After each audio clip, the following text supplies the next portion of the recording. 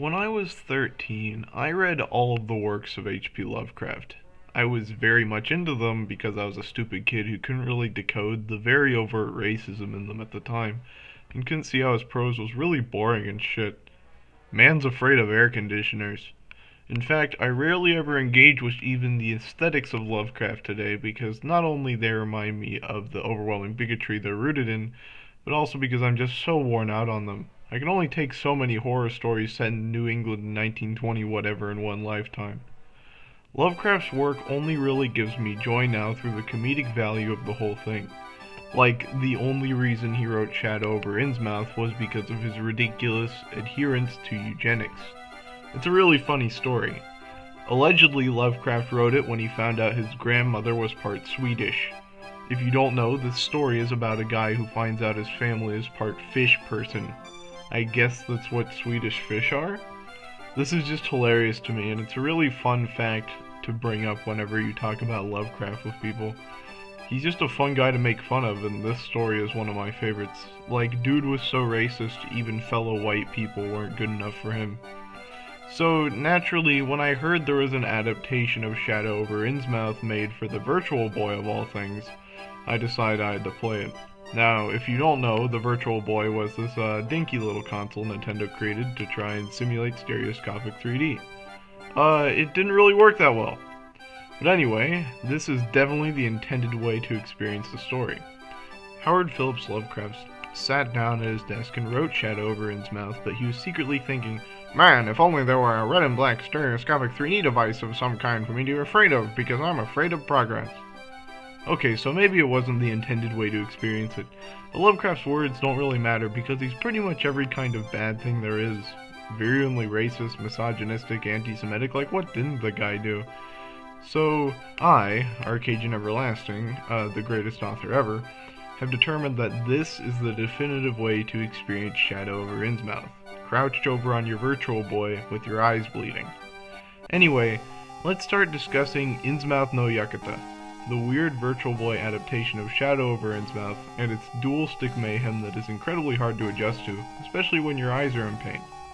Now here's something interesting to note before we actually get into Innsmouth no Yakata. The game is barely an adaptation of Shadow over Innsmouth. Not that I mind, being an unfaithful adaptation of a story advocating for eugenics is generally a pretty good thing. I just think it's a bit odd. Typically adaptations try way too hard to be faithful, but I guess the 90s were different times in that department. Or maybe it's because it's a Japanese FPS game, so they already knew it wasn't going to be that faithful. However it happened, it's based. The only real aspect from Shadow over Innsmouth that's present in this game at all is the fact that fish people are here. Due to the fact that this was released towards the end of the Virtual Boy's lifespan, this game has become somewhat of a rare collector's item, which is just infinitely humorous to me.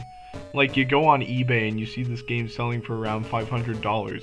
Cool your jets, guys. It's just a game about shooting fish people. No need to run yourself into debt over it. Anyway, if we actually play Innsmouth no Yakata, it's a twin-stick first-person shooter game that has you collecting keys to get to different floors.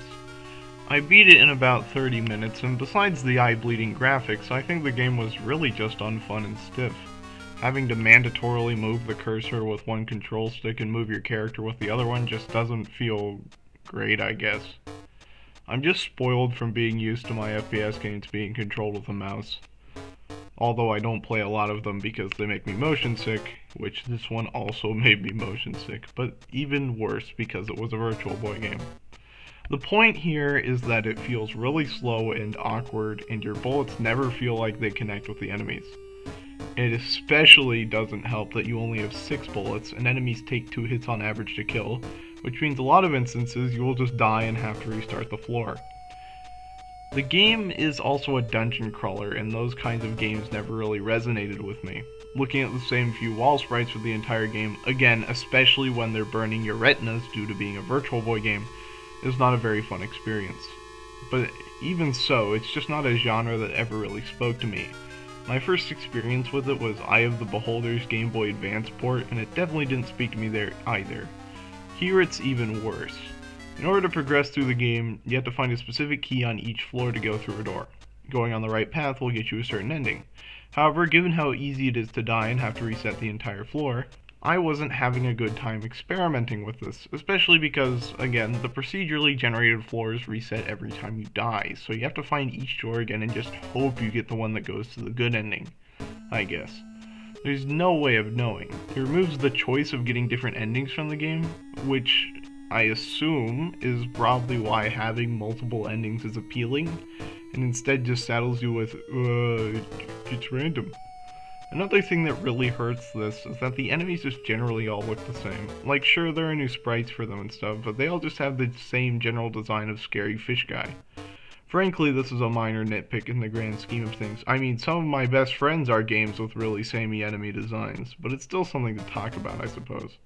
Actually, I'd also really like to know the motivations of the protagonist in this game. Don't get me wrong, I've read the manual. I know why this person is here technically. They're here to steal the Necronomicon. But I don't get why they're doing what they're doing. Why is this detective from 1922 raiding a mansion to get the Necronomicon? Is it just because it's an arbitrary reference to H.P. Lovecraft's work? I'm genuinely confused. It's not a connection to Shadow over Innsmouth. It's like these guys just had a vague idea of what Lovecraft was and put together a few words from his books. In theory, I honestly don't mind this that much considering how deeply his ideas are rooted in eugenics and xenophobia, but here it just feels weird. Anyway, I know that people generally don't really think that story is an important part of a game, but I'm quick to disagree. I think that if this game had a more interesting narrative, I probably would have enjoyed it more. Overall, Innsmouth no Yakata is a brisk game that feels awful to play due to twin-stick controls that make me feel like I'm multitasking. It's also awful to look at due to the Virtual Boy's 3D effect-based graphics, which lead to everything being a disgustingly bright red and black. The soundtrack isn't anything to write home about either, and the sound design is atrocious. Dungeon crawlers just aren't a genre that appeal to me. I don't like staring at walls for hours, and frankly, I don't think most people do either, hence why it's a genre that essentially doesn't exist anymore. It's a horribly dated game. Yet, it's still better than the original Shadow over Innsmouth experience. Reading the original Shadow over Innsmouth features you being bored while reading uninteresting prose with the underlying concepts of eugenics being slapped in your face. It's a horrible book with horrible ideas being preached at you. At least with this game you get the funny fish people without the eugenics propaganda. And really, isn't that all we need? This has been Arcadian Everlasting, who's beginning to look a bit like a fish person, signing off. Thank you for watching.